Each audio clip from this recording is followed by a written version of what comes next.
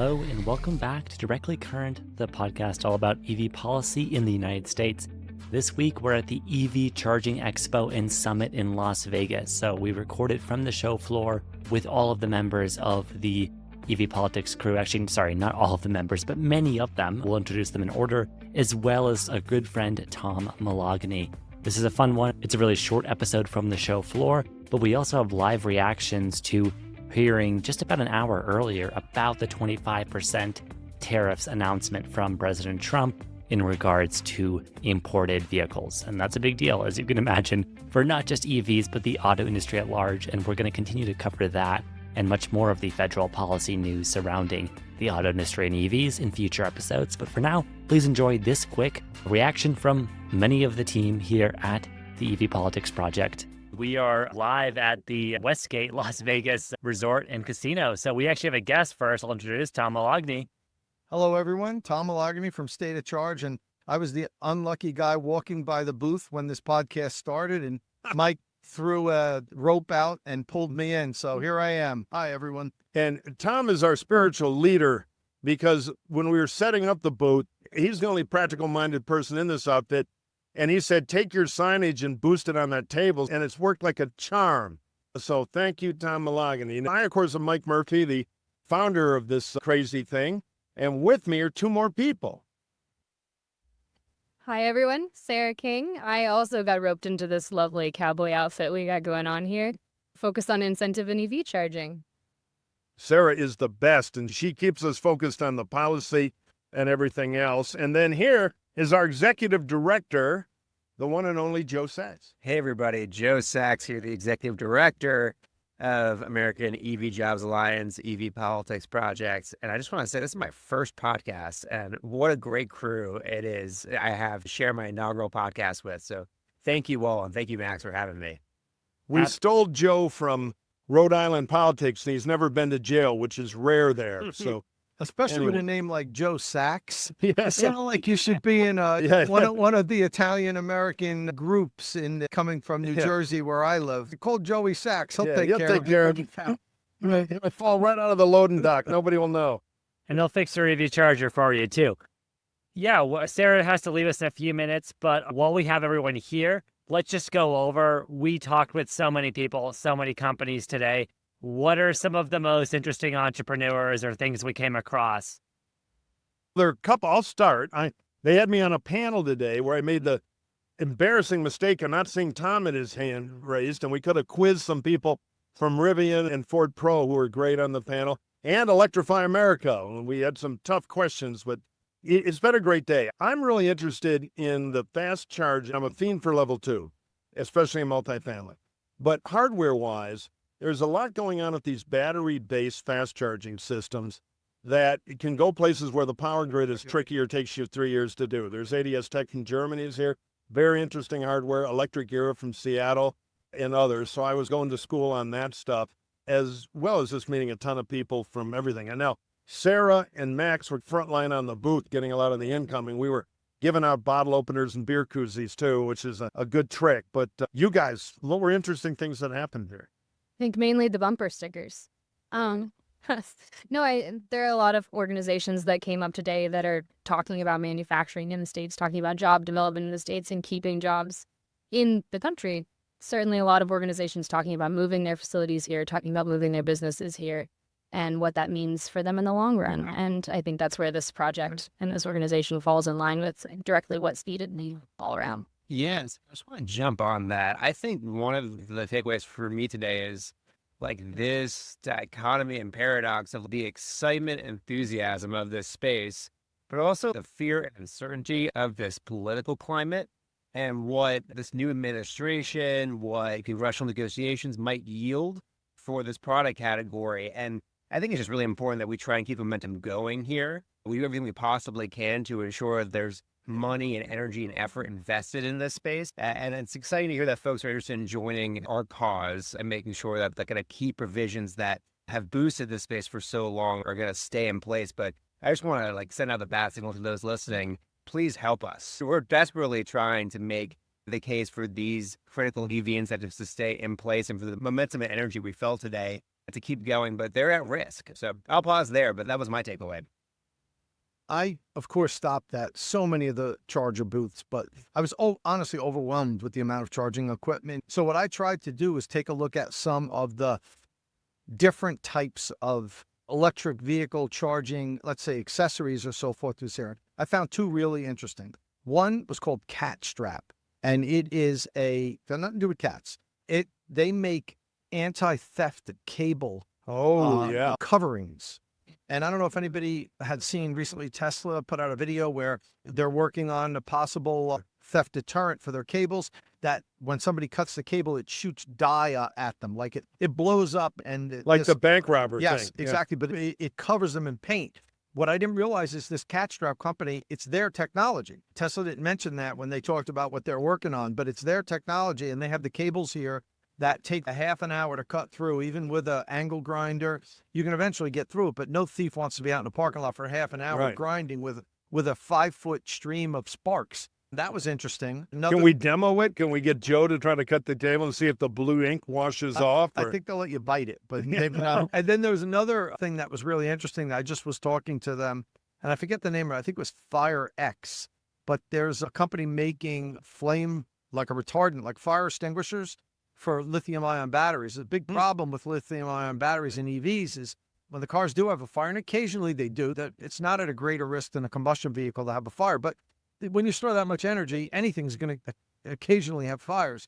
The problem with EVs is they're almost impossible to put out, and it creates a lot of problems for the fire departments. They claim to have a technology now, a special kind of encapsulating foam that will put the battery out and will not reignite later on. So I thought that was really interesting. And they said they're working with a couple dozen fire departments already. And the results are that it works, that this new type of fire retardant will put out the EV batteries and keep them out.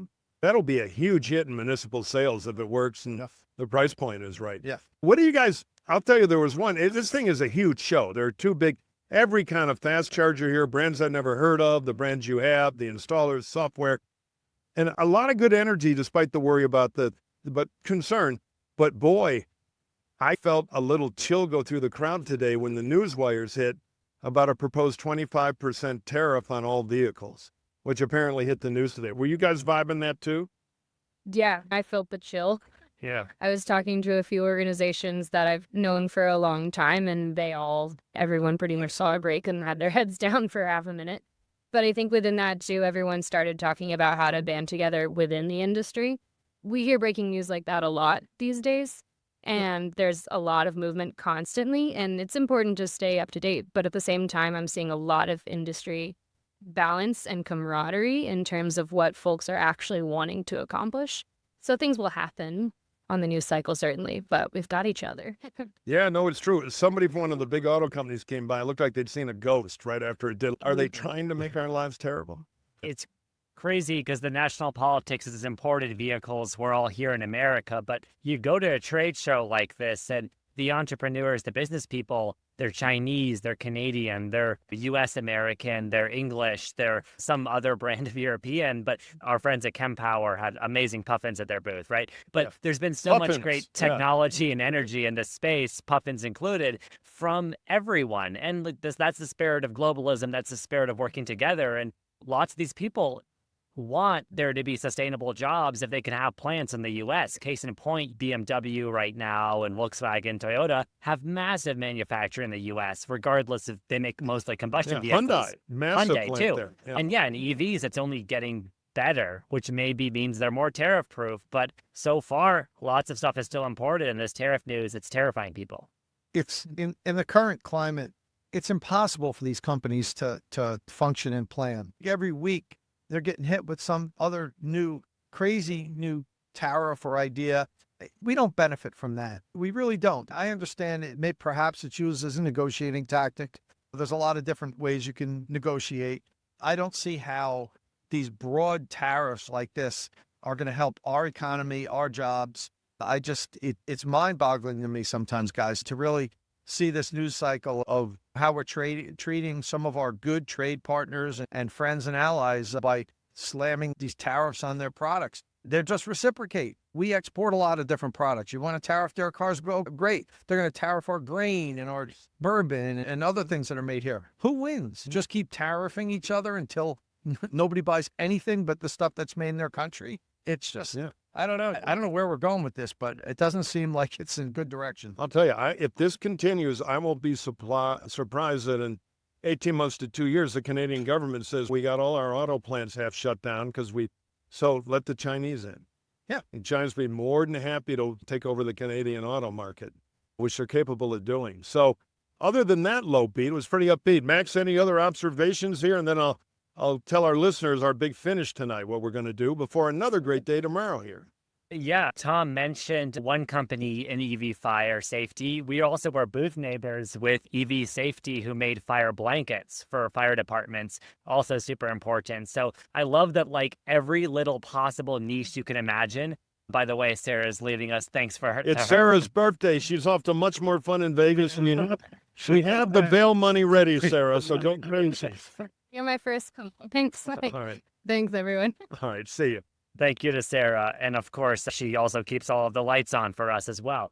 But it was just interesting seeing every possible niche you could imagine. Mike's joke, the charging cover plugs, but also the canopies, every possible design of a station. Like, I was heartened by that because it showed me, like, oh, this isn't just a business for someone in China who makes electronic power modules. Yeah. This is a business for anyone who can make anything. There was a guy who sells the cabinets for the DC fast chargers, and he's adapting to it because American made, American steel, American paint. I'm an American.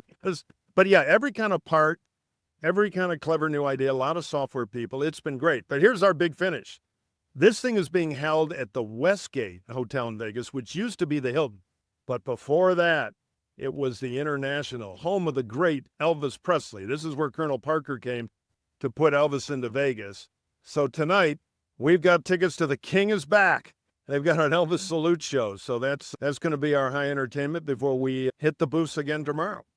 Absolutely. Is there anything else you want to follow up on, Mike, from your keynote talk today? Just teasers for what we're doing here. Real quick, the keynote was about both commercial and regular consumer light vehicles, the free market system taking over. The subsidies are important, but we're seeing particularly in fleet that the economics are starting to make more and more sense. You have a delivery company, you're driving a van 70 miles a day. Electric is becoming super competitive economically, and that's what we heard from a lot of those companies. We still need the subsidies, which is what we're fighting for. But it was an upbeat tone about how the capital investment to widen charging, level 2 and fast charging, is increasingly powered by getting a decent rate of return, which is a superpower. And when that starts working, it's really going to take off. Tom, I'm going to let you, as a 12-year veteran of the EV wars, and if you're not listening to the State of Charge YouTube channel or Batteries Included podcast with Tom, you are missing everything, particularly if you're interested in buying a home charger.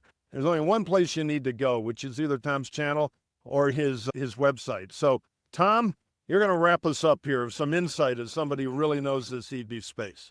So, well, what I want to wrap up with saying is I'm super impressed with what I'm seeing here today. This show keeps getting bigger every year. And a lot of people talk about, with the current political landscape and money maybe drying up, is this EV thing going to slow down or people going to stop investing? For everything that I've seen here today, it's the exact opposite.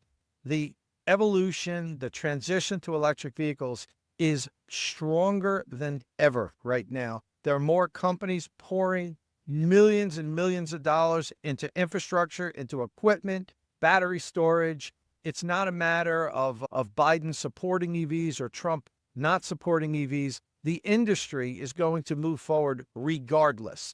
Now, one administration might grease the wheels a little more than the next, but that'll only make a little difference in the grand scheme of things. We are transitioning to electric transport, period. It's just a matter of whether the U.S. is going to lag behind the world or if we're going to be a leader.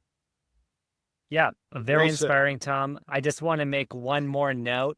I spoke to one of our friends here at Wallbox, and he just mentioned, obviously things are very divided right now. There's the whole Tesla Elon animus. someone, I'm not sure who, but someone saw Ham Wallbox and they may have had a Tesla charger for comparison, but they just assumed he was a Sub-Zero Tesla. They called him a MAGA hat and all that stuff. And let's just remember at the end of the day here. Wallbox, the Spanish company that builds in Texas? Yes. I own a Wallbox charger. Yeah. I don't have a MAGA hat. What's going on here? I got to talk to this guy. Yeah, let's not vandalize cars. Let's not Yeah, make exactly. quick assumptions about people. I understand totally why many people are very turned off by all of that stuff going on, but I think it's important to be civil. Everyone here is an honest business person, really, or as close to as honest as a business person can be. Everyone wants to make money, and we're all just trying to work together. So let's keep that in mind. All right, that's all for now on Directly Current, the EV Politics podcast. I've been Max Patton. Thank you so much for my colleagues for joining me from the show floor at the EV Charging Summit and Expo in Las Vegas. Really fun. We hope to attend more of these conferences and see all of you in EV world. But yeah, in 2 weeks, we will have a new episode with another special guest to discuss, as you can imagine, much, much more news about U.S. manufacturing, jobs with electric vehicles, and all of that news, because it's coming a mile a minute with this administration. In the times we live in, Confucius was right. Thanks so much for joining me. See you in 2 weeks.